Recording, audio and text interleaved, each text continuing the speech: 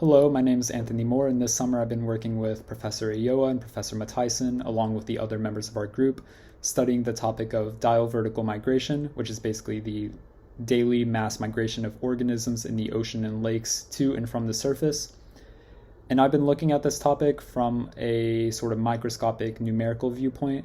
In particular, I'm interested in the topic of biogenic mixing. So natural bodies of water are stratified. They have different nutrient concentrations at different layers. And there are certain mixing mechanisms, such as wind-driven processes, that create mixing or basically diffusion between these different layers.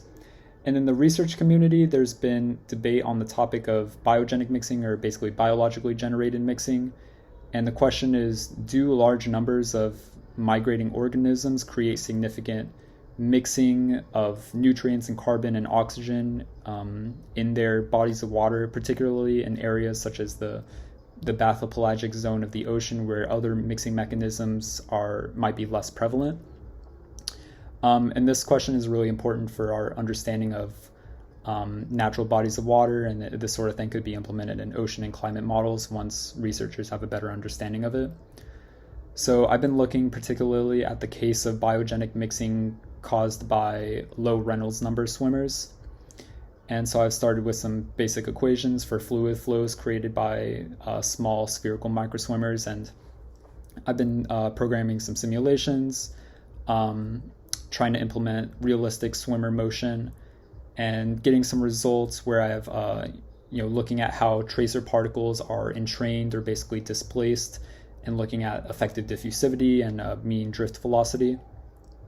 So in this video, I also wanted to showcase some animations that kind of display the work I've been doing this summer. So here's an animation I made in Mathematica with some of my data, showing basically a lot of spherical swimmers that are traveling in the plus z direction, but with random reorientations in their motion.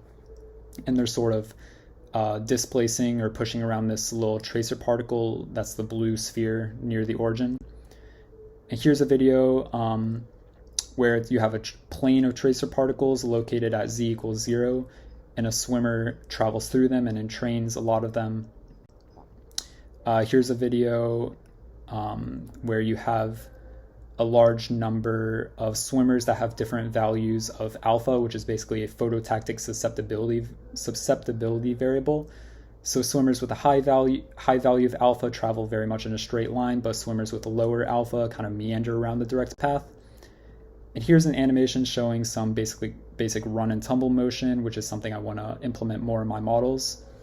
So yeah, this is very much a work in progress, but I've been very grateful for all the help I received, and very grateful to be working on this problem. Thank you for watching.